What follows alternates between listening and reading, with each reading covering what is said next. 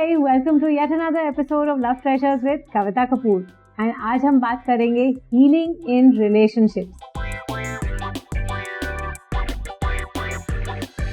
तो यहाँ पे हम बात करते हैं रिलेशनशिप की कि किसी भी रिलेशनशिप में हम जब घुसते हैं तो उसका प्रभाव जो है हमारे ओरिजिनल जो एक्सपीरियंसेस हैं या लोगों के एक्सपीरियंसेस हैं उससे उठाए गए होते हैं। बहुत फैमिलीज जो है मैरिज जब होती है और वो डिवोर्स कॉन्टेम्पलेट कर रहे होते हैं तो उन्हें डर लगता है कि नहीं हमारे बच्चों का क्या होगा। लेकिन मैं ये कहूँगी कि एक खराब रिश्ते में यू दो हस्बैंड वाइफ या जो पार्टनर्स हैं पड़े रहें उसका असर जो है बच्चों पे और ज़्यादा खराब पड़ता है, क्योंकि वो बच्चे वही सीखेंगे जो आप लोग कर रहे हैं। अगर आप दो अलग अलग कमरों में अपना जीवन बिता रहे हैं लेकिन साथ हैं, क्योंकि सोशली आपको साथ होना है और लोगों को बाहर नहीं पता चलना चाहिए कि आप लोग साथ नहीं हैं, लेकिन आपका छोटा बच्चा जो है वो तो ऑब्जर्व कर रहा है आपको, वो सारी एनर्जी एक स्पॉन्ज के जैसे ऑब्जर्व कर रहा है कि अच्छा इस तरह के रिश्ते बनाने होते हैं। It's okay to fight, it's okay to argue, it is okay to be like this with a girl, ऐसे उसको ट्रीट करना होता है।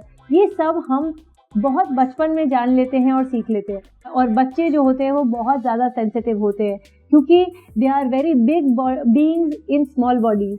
हमें ये लगता है उनको क्या समझ में आएगा, इट्स ओके उनके सामने अगर हम लड़ नहीं रहे हैं लेकिन वो फिर भी पहचान जाते हैं क्योंकि एनर्जेटिकली वो लोग पिक करते हैं, बोल नहीं पाते हैं लेकिन समझते ज़्यादा हैं। तो अगर वो ये सब देख रहे हैं, बड़े होके वो जिस भी रिश्ते में जब जाएंगे वो वही क्रिएट करेंगे जो उनके पेरेंट्स ने क्रिएट किया है, अनलेस वो कोई और इनपुट अपने अंदर डाल सके कि बहुत जल्दी शायद वो हॉस्टल चले गए हैं, बोर्डिंग में चले गए हैं, तो वो अपना रियलिटी, वो जो स्लेट है उसको वापस से साफ करके क्रिएट कर सकते हैं वो जो करना चाहते हैं। पर आमतौर से ऐसा होता नहीं है।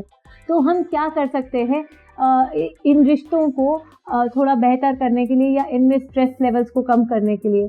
कोई रिश्ता खराब क्यों होता है? ऑब्वियस ही बात है, कहीं ना कहीं बहुत सारे स्ट्रेस पॉइंट्स हमारे लाइफ में होते हैं और ट्रिगर पॉइंट्स होते हैं। और आज की तारीख में तो देखा जाए तो कभी सेकंड शादी एंड थर्ड शादी and one breakup and second breakup, ये बहुत कॉमन चीज़ें हो गई हैं एटलीस्ट अर्बन सोसाइटी में। बड़े महानगरों में ये चीज़ जो है बड़ी कॉमन हो गई है। पहले स्टिग्मा होता था कि आप डिवोर्स नहीं करेंगे और आजकल 20 साल के बाद भी डिवोर्स होता है, 1 साल के बाद भी डिवोर्स होता है, 1 दिन के बाद भी डिवोर्स होता है। अगर ये देखा जाए पैटर्न, आप किसी को नहीं कह सकते कि किसकी कितनी लंबी चलेगी मैरिज और not.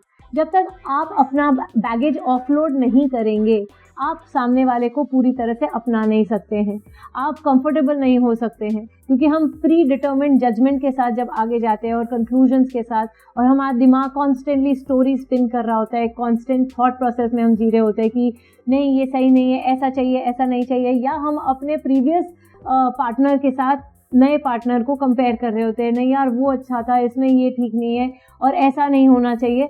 So you can't be present in that relationship.